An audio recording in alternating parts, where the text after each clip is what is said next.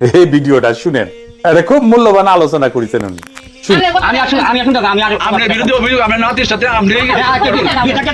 নেত্রকোনার মদনে আলোচিত মাদ্রাসার ছাত্রী গর্ভবতী হয়ে পড়ার ঘটনায় চাঞ্চল্যকর কিছু তথ্য আমাদের হাতে এসেছে। আমাদের আগের ভিডিওতে আমরা দাবি করেছিলাম এই ঘটনায় হুজুর আমানুল্লাহ সাগরকে ফাঁসানো হতে পারে। আর হুজুরকে ফাঁসাতে যে ব্যক্তি কলকাঠি নেড়েছেন তিনি ডাক্তার সাইমা। বিশেষ করে তিনি যেভাবে কোনো ধরনের তদন্ত ছাড়াই হুজুরের বিরুদ্ধে কথা বলা শুরু করেন তাতে কিছুটা হলেও অনুমান করা যাচ্ছিল ভেতরে অন্য কোনো কাহিনী থাকতে পারে। এবার 2 দিনের মাথায় জানা গেল ওই ডাক্তার এখন লাপাত্তা, নিজের চেম্বার বন্ধ, কারো ফোনও ধরছেন না। এই ঘটনা নতুন করে প্রশ্ন তুলেছে, তবে কি অন্য কারো অপকর্মের দায় চাপানো হচ্ছে আমানুল্লাহ সাগরের ওপর? তারপরে সে আমাকে বলল, ম্যাডাম আমার পেটটা ভার ভার লাগে, কি জানি লড়ে।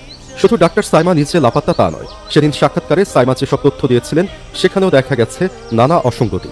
ডাক্তার সাইমা দাবি করেন মেয়েটির বয়স নাকি 11 বছর, কিন্তু বাংলা এডিশন দাবি করেছে তাদের হাতে মেয়েটির যে জন্ম সনদ এসেছে তাতে তার বয়স 15। এমনকি ওই ডাক্তার মেয়েটিকে এতিম বলে দাবি করেন, যদিও খোঁজ নিয়ে জানা গেছে মেয়েটির বাবা এখনও জীবিত। অনেকের দাবি ওই ডাক্তার মেয়েটির বয়স কম উল্লেখ করে এবং তাকে এতিম হিসেবে পরিচয় করিয়ে দিয়ে মানুষের সহানুভূতি আদায়ের চেষ্টা করেছেন। এখানেও প্রশ্ন উঠে যায়, তবে কি ভুক্তভোগী মাদ্রাসার ছাত্রের পরিবার ওই ডাক্তারের সাথে মিলে হুজুরকে ফাঁসানোর পরিকল্পনা করেছিল?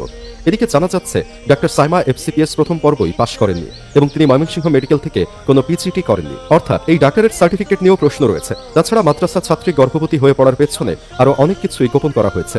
যেমন পরিবারটি দাবি করে তারা 7 মাসেও কিছু টের পায়নি, অথচ একটি মেয়ে গর্ভবতী হলে 2য় মাস থেকেই নানা ধরনের উপসর্গ দেখা যায়। এখানেই শেষ নয়, শিক্ষক আমানুল্লাহ যে মেয়েটির এই অবস্থার জন্য তার নানাকে প্রশ্নবিদ্ধ করেন, সেই নানাকে প্রশ্ন করলে তিনিও এক একবার এক এক ধরনের উত্তর দিচ্ছেন। তার কথাতেও লক্ষ্য করা গেছে নানা ধরনের অসঙ্গতি।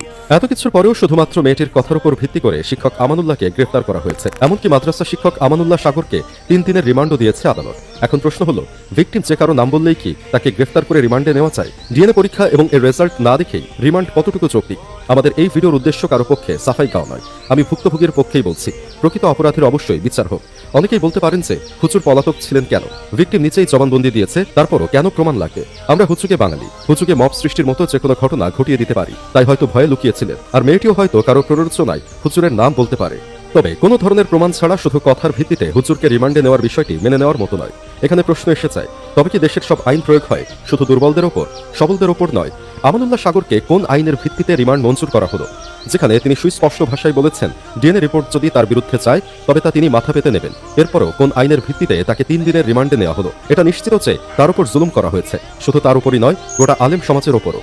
সে প্রকৃত দোষী হলে একপাক্ষিক নয়, বরং উভয় পক্ষকেই তদন্তের মাধ্যমে দোষী শনাক্ত করে দৃষ্টান্তমূলক শাস্তির আওতায় আনা হোক। সেটা আমরা সকলেই চাই। জানি না এদেশের আইন কবে ইনসাফ ভিত্তিক হবে। পরিশেষে বলতে চাই, অভিযোগ প্রমাণিত হওয়ার সুস্পষ্ট বৈজ্ঞানিক পদ্ধতি হলো ডিএনএ টেস্ট। যেহেতু মেয়ে তার নানার বাড়িতে থেকেছে, মেয়ের সৎ বাবাও আছে, তাহলে কেন শুধু